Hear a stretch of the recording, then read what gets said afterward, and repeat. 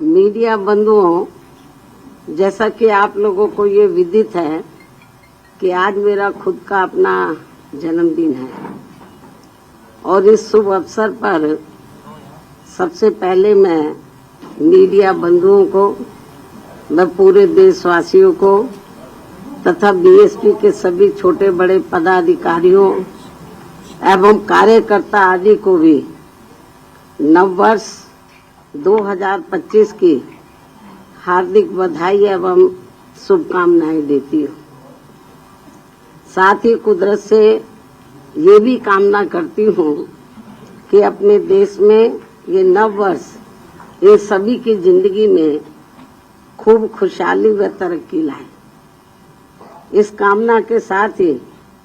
अब मैं अपने जन्मदिन के संबंध में ये कहना चाहूंगी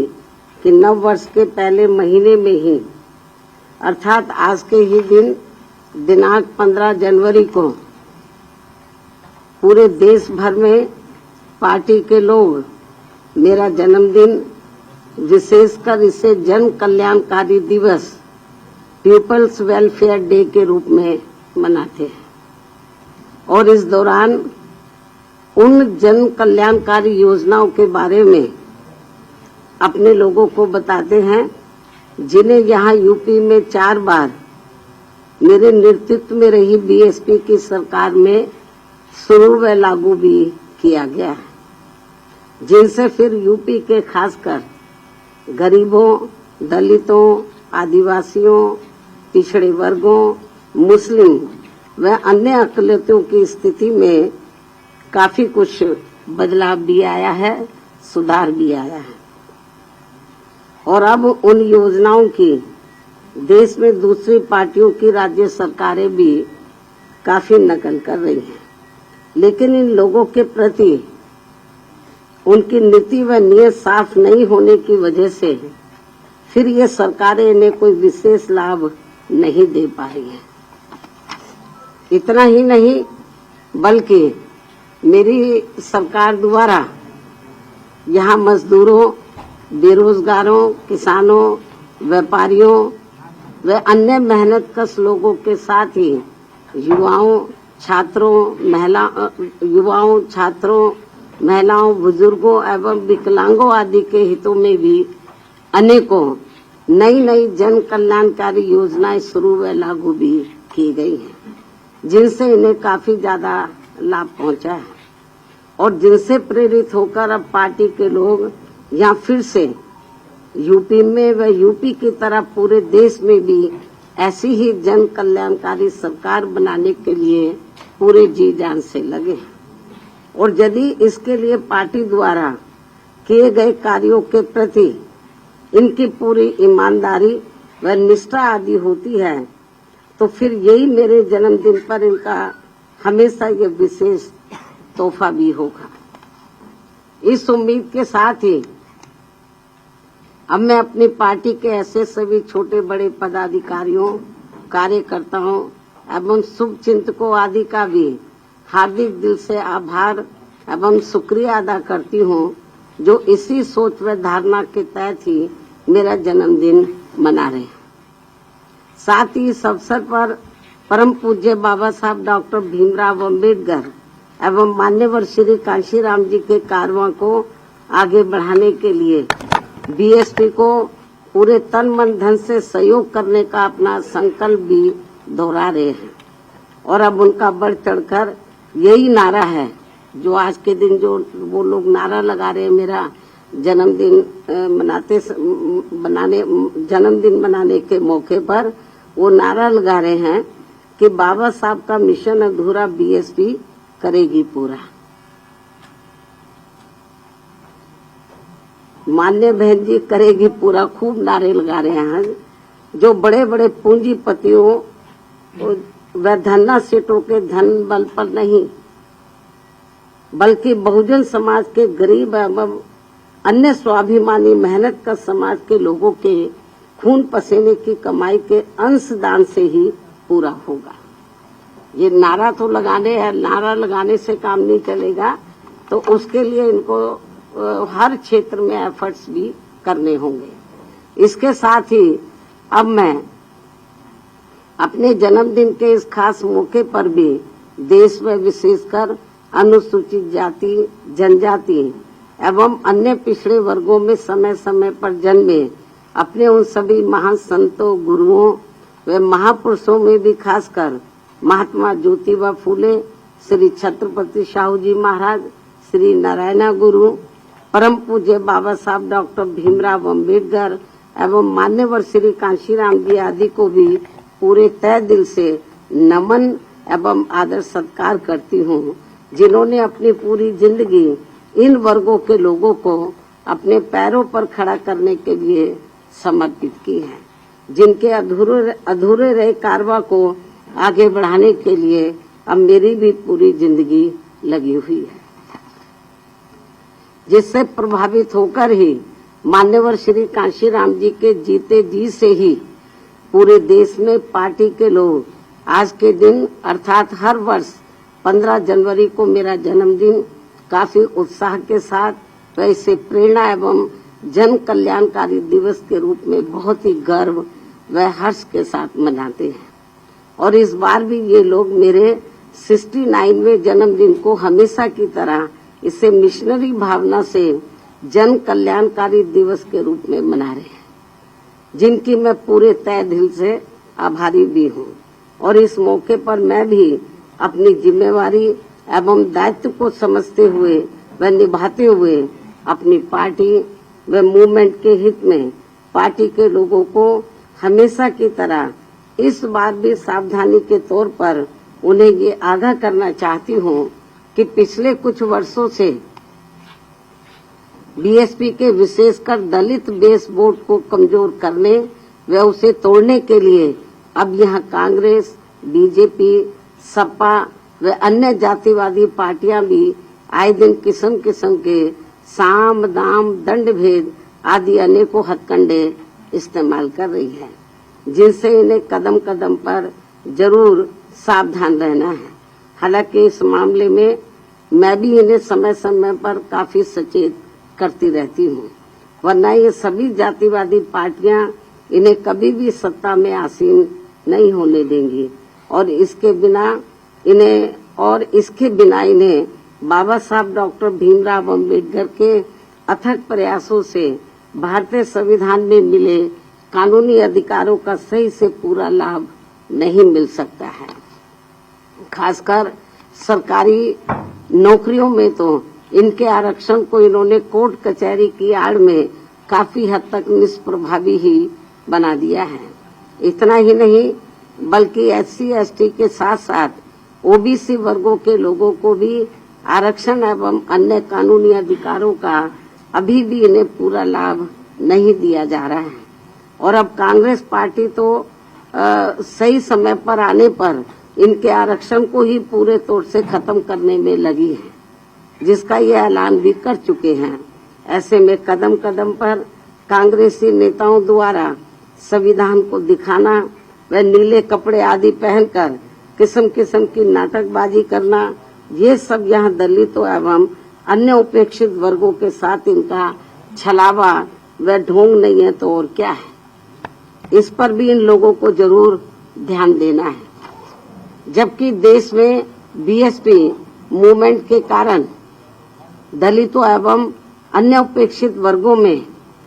परम पूज्य बाबा साहब डॉक्टर भीमराव अम्बेडकर एवं उनके निर्मित किए गए मानवतावादी संविधान के प्रति आई जागृति व सत्ता संघर्ष हेतु आई चेतना आदि के कारण अब विशेषकर दलित एवं आदिवासियों के वोटों को हथियाने में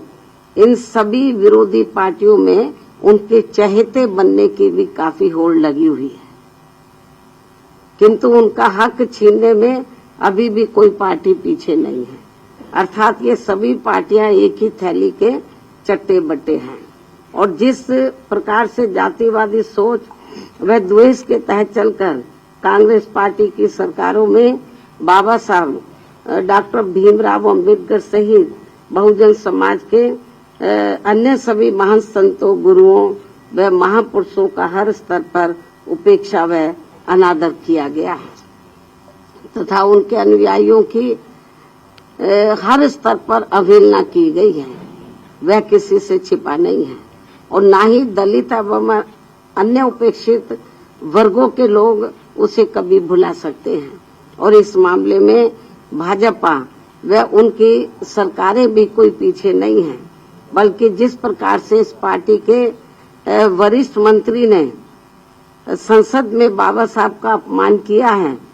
और उसका अभी तक भी उन्होंने पश्चाताप नहीं किया है, तो उससे अब इन वर्गों में इस पार्टी के प्रति रोष व आक्रोश कभी भी कम होने वाला नहीं है। चाहे इनके वोटों के लिए ये पार्टी आए दिन कितने भी अभियान क्यों न चलाती रहे, और इस मामले में घोर जातिवादी चाल चरित्र व चेहरे वाली समाजवादी पार्टी भी विशेषकर दलित वोटों के स्वार्थ में अपना रूप थोड़ा बदला दिखाने के लिए आए दिन किस्म किस्म के हथकंडे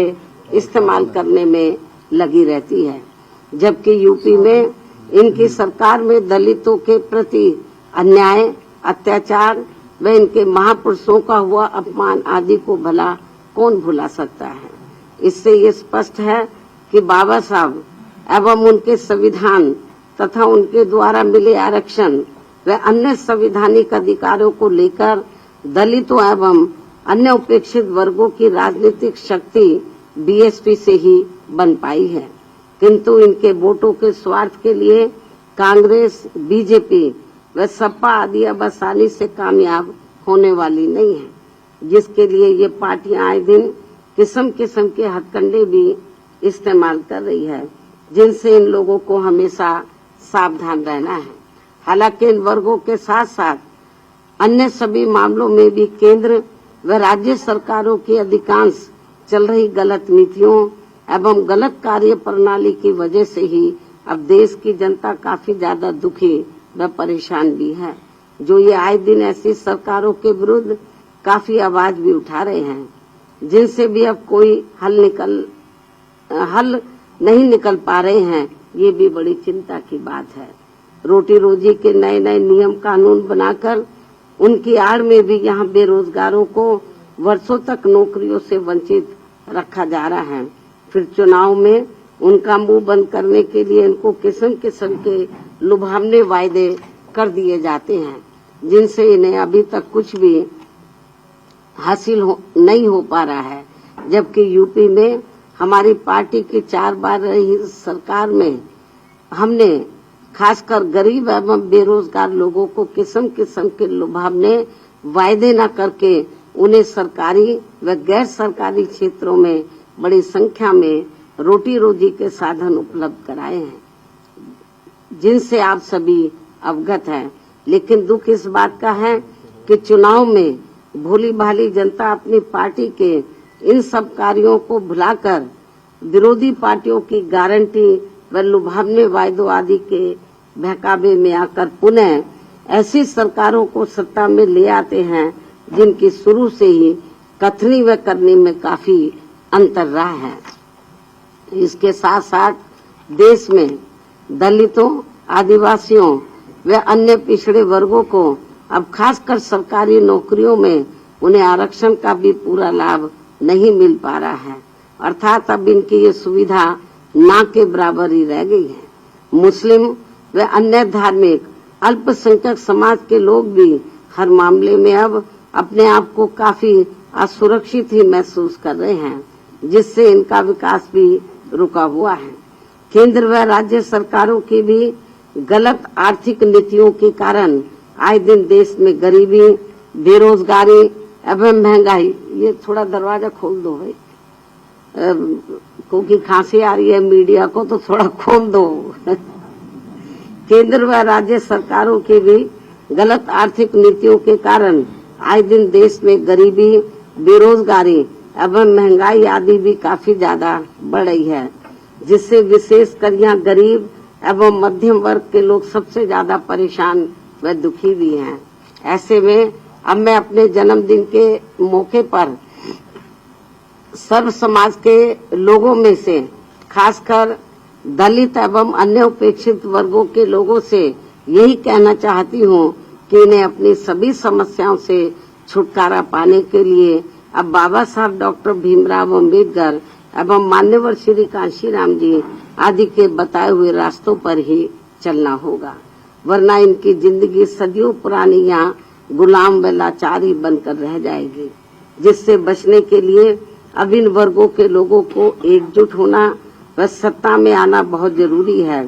साथ ही इसके लिए इनको कांग्रेस, बीजेपी व अन्य जातिवादी पार्टियों के सभी हथकंडों से भी हमेशा ही सावधान रहना है, जिनके बारे में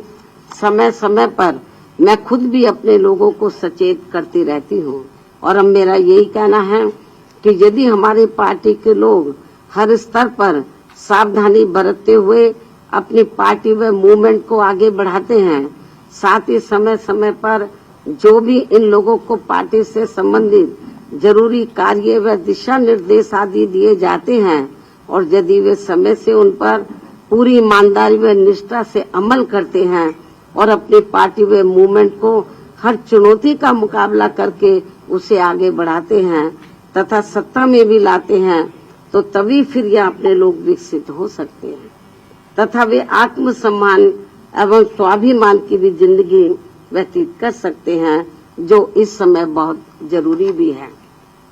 इन्हीं जरूरी बातों के साथ ही अब मैं हर वर्ष की तरह इस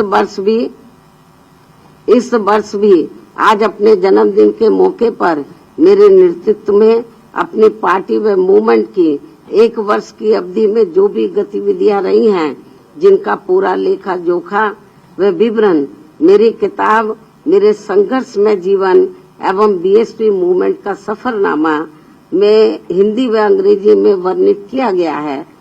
और ये पुस्तक पार्टी से जुड़ रहे खासकर नई युवा पीढ़ी को सही मार्गदर्शन देने का कार्य करेगी तथा इसमें बीएसपी का वास्तविक इतिहास भी निहित है, जो आगे आने वाली पीढ़ी के लिए भी बहुत जरूरी है। और अब मैं इस अति महत्वपूर्ण पुस्तक के 20वें हिंदी व अंग्रेजी संस्करण का विमोचन करूं, लेकिन उससे पहले मैं देश की राजधानी दिल्ली में इस समय यहाँ विधानसभा के लिए हो रहे आम चुनाव में, जिसमें बीएसपी भी पूरी तैयारी व दमदारी के साथ अकेले ये चुनाव लड़ रही है और जिनसे मुझे ये पूरी उम्मीद है कि इस बार चुनाव में हमारी पार्टी पहले से बेहतर रिजल्ट जरूर लाएगी, बशर्ते यदि ये चुनाव पूरे तौर से फ्री एंड फेयर होता है और ईवीएम में कोई गड़बड़ी व धांधली आदि नहीं की जाती है, जैसा कि अधिकांश पार्टियां इसकी आशंका भी जता रही हैं। साथ ही आप लोगों को ये भी मालूम है कि इस चुनाव में दिल्ली में जो असेंबली का चुनाव हो रहा है, इस चुनाव में कांग्रेस, बीजेपी व आम आदमी पार्टी पूर्व की तरह इस बार भी जनता को अनेकों लुभावने वायदे व गारंटी आदि देकर ये चुनाव लड़ रही है, जिसमें काफी होड़ मची हुई है। जबकि इन पार्टियों ने यहाँ कई बार सत्ता में रहकर अपने किसी भी चुनावी वायदे को पूरा नहीं किया है। इतना ही नहीं बल्कि दिल्ली में अपनी रोटी रोजी के लिए बड़ी संख्या में खासकर नजदीक के राज्यों से और उसमें भी यूपी व बिहार से आकर अधिकांश झुग्गी झोपड़ियों में बसे लोगों के साथ तो यहाँ इन सभी विरोधी पार्टियों की रही सरकारों ने हर स्तर पर इनके साथ काफी सोतेला रवैया अपनाया है। कोरोना काल में तो इनके साथ काफी बुरा बर्ताव किया गया है, जिसकी जानकारी आप सभी को है। इसके साथ ही दिल्ली के गवर्नेंस को लेकर आप पार्टी की दिल्ली सरकार व केंद्र सरकार भी कोई कम नहीं है और कांग्रेस पार्टी तो इन दोनों की जननी है, जबकि व्यापक जनहित व जन कल्याण के मामले में सर्व समाज का हित बीएसपी में ही निहित व सुरक्षित है, ये सभी जानते हैं। और इसलिए दिल्ली विधानसभा आम चुनाव में सभी लोग बहुत सोच समझकर अपना वोट करें तो ये उचित होगा। हालांकि दिल्ली के करोड़ों लोगों की रोटी रोजी, हर प्रकार की सुख शांति, कानून व्यवस्था व अन्य बुनियादी सुविधाओं संबंधी देखभाल आदि के मामलों में केंद्र व दिल्ली राज्य सरकार की अलग अलग कानूनी जिम्मेदारियां हैं, जिसके अभाव को लेकर कोई सरकार अपने आप को दोष मुक्त नहीं कर सकती है। इसके बावजूद संकीर्ण राजनीति व चुनावी स्वार्थ के कारण आप व भाजपा आदि का रवैया जन व देश हित से परे गंभीर आरोप प्रत्यारोप व एक दूसरे को जन विरोधी साबित करने का ही ज्यादा है। साथ ही आए दिन की जा रही नफरती व भड़काऊ पोस्टरबाजी आदि पर चुनाव आयोग को तत्काल सख्त कार्रवाई करनी बहुत जरूरी है तथा इस चुनाव को आप भाजपा व कांग्रेस के लुभावने वायदों आदि से भी बचाना होगा। ऐसे में दिल्ली की जनता अगर आप व केंद्र सरकार एवं कांग्रेस पार्टी आदि से मुक्ति चाहती है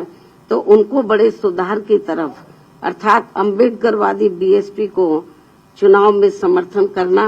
व उसके उम्मीदवारों को जिताना बहुत जरूरी है। तभी फिर भारतीय संविधान के मूल निर्माता व खासकर SC ST व OBC वर्गों के मसीहा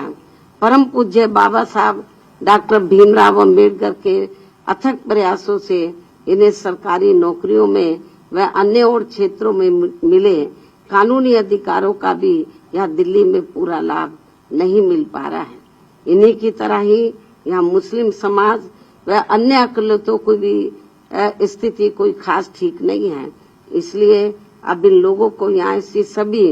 विरोधी पार्टियों को फिर से आजमाने की जरूरत नहीं है। अर्थात अब इन्हें सत्ता में आने से जरूर रोकना होगा, बल्कि इसके स्थान पर इन्हें यहाँ सर्वजन हिताय व सर्वजन सुखाय की नीतियों एवं सिद्धांतों पर आधारित अपनी एकमात्र हितैषी पार्टी बीएसपी को ही कामयाब बनाना जरूरी है। जो हमारी ये पार्टी यूपी में बीएसपी की 4 बार रही सरकार की तरह ही यहाँ दिल्ली में भी सर्वजन हिताय व सर्वजन सुखाय की नीतियों एवं सिद्धांतों पर आधारित ही सरकार चलाएगी, जिसके लिए मेरे दिशा निर्देशन में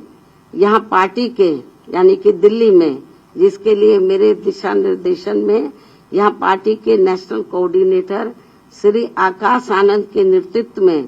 पार्टी दिल्ली यूनिट के लोग तथा अन्य वरिष्ठ पदाधिकारी भी पूरे जी जान से लगे हैं। और ऐसा हो जाने पर ही तभी फिर यहाँ बाबा साहब डॉक्टर भीमराव अम्बेडकर एवं बीएसपी के जन्मदाता व संस्थापक मान्यवर श्री कांशीराम जी का भी अधूरा रहा सपना जरूर साकार हो सकता है। इस भरोसे के साथ ही अब मैं अपनी पार्टी के लोगों से यहाँ दिल्ली विधानसभा आम चुनाव में व कुछ ही महीनों के बाद फिर बिहार प्रदेश में भी होने वाले विधानसभा आम चुनाव में अपनी पार्टी का बेहतर रिजल्ट लाने की पुरजोर अपील करती हूँ। और ऐसा हो जाने पर फिर आज यही इनका मेरे जन्मदिन पर खास तोहफा भी होगा। अब मैं अंत में अपनी पुस्तक का हमेशा की तरह आज अपने जन्मदिन के शुभ अवसर पर विमोचन भी कर रही हूँ। यह विमोचन अब मैं कर रही हूँ तो अब मीडिया लोग ऐसे बैठे रहे तो ज्यादा अच्छा है।